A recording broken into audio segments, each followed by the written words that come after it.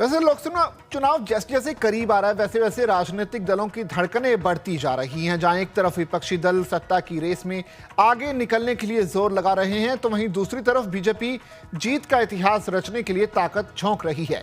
इसलिए उसकी नजर उत्तर प्रदेश पर है, जहां कैबिनेट विस्तार के जरिए लोकसभा चुनाव पर निशाना लगाया गया। तो कैबिनेट विस्तार से कैसे होगा बीजेपी को लोकसभा चुनाव में फायदा, देखिए इस रिपोर्ट में।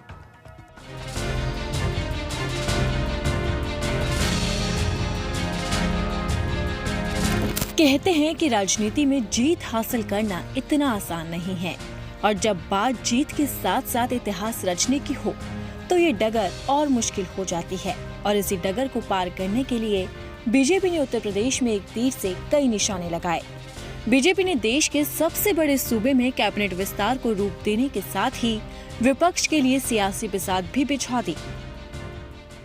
जो लक्ष्य है गरीबों की सेवा, उस लक्ष्य में हम अनवरत काम करते रहते हैं। और उस लक्ष्य की पूर्ति के लिए हम सरकार के सभी लोग मिल करके सरकार पूरी तरह जो भी योजनाएं सरकार की हैं उन गरीब कमजोर के यहाँ तक पहुंचाने का काम करेंगे, उनको न्याय दिलाने का काम करेंगे, जो भी उनकी समस्याएं होंगी उसका निस्तारण करने का काम करेंगे। दरअसल राजनीति में चले गए हर कदम के पीछे दूरगामी दृष्टि होती है। योगी कैबिनेट के विस्तार में कुछ ऐसी ही झलक देखने को मिली। सीएम योगी ने अपनी टीम में ओपी राजभर, दारा सिंह चौहान, सुनील कुमार और अनिल कुमार को शामिल किया है। हर चेहरे को चुनने के पीछे अपनी एक सियासी कहानी है। इन 4 चेहरों की बदौलत बीजेपी पूरब से लेकर पश्चिम तक राजनीतिक निशाने लगा रही है। ओपी राजभर और दारा सिंह चौहान जहाँ पूर्वांचल में संतुलन बना रहे हैं, तो वहीं सुनील कुमार और अनिल कुमार पश्चिम से लेकर उत्तर प्रदेश में बीजेपी के मिशन को नई रफ्तार देते नजर आ रहे हैं।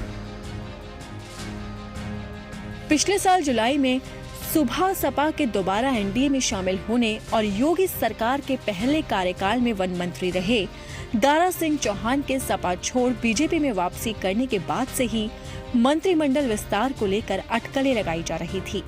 माना जा रहा था कि इन दिग्गजों को मंत्रिमंडल में शामिल कर बीजेपी अपने जातीय समीकरण को साधेगी। दरअसल ओम प्रकाश राजभर पूर्वी उत्तर प्रदेश के कई जिलों में राजनीतिक प्रभाव रखने वाली अति पिछड़ी राजभर जाति से आते हैं और उनका इस जाति पर अच्छा खासा प्रतिनिधित्व भी है। वहीं दारा सिंह चौहान का संबंध पूर्वांचल के कुछ जिलों में खासी तादाद में मौजूद लोनिया चौहान बिरादरी से है। इन दिग्गजों को लाकर बीजेपी ने वोट बैंक को मजबूत करने की खासी कोशिश की है। वहीं दूसरी तरफ हाल ही में एनडीए का घटक दल बने आरएलडी के नेता अनिल कुमार को भी मंत्रिमंडल में जगह देकर एनडीए ने लोकसभा चुनाव की दृष्टि से अपने सामाजिक आधार को और मजबूत करने की कवायद की है। वहीं गाजियाबाद की साहिबाबाद सीट से विधायक सुनील शर्मा को योगी कैबिनेट में जगह देकर ब्राह्मण वोट बैंक को साधने की कोशिश की गई। इस कदम का फायदा पश्चिमी उत्तर प्रदेश में भी देखने को मिल सकता है। आपको बता दें कि योगी आदित्यनाथ मंत्रिमंडल में मुख्यमंत्री और दोनों उप मुख्यमंत्रियों समेत 18 कैबिनेट मंत्री, 14 राज्य मंत्री स्वतंत्र प्रभार और 20 राज्य मंत्री हैं। इस तरह मंत्रिमंडल के सदस्यों की कुल संख्या 52 है। नियम के अनुसार मंत्रिमंडल के सदस्यों की अधिकतम संख्या 60 हो सकती है। ऐसे में अभी इसमें 8 और सदस्य शामिल किए जा सकते हैं। अब देखना होगा कि बीजेपी चुनाव से पहले और कौन से तीर छोड़कर विपक्ष को घायल करती है और अब कब कैबिनेट को नया रूप देती है और किन सदस्यों को शामिल करती है।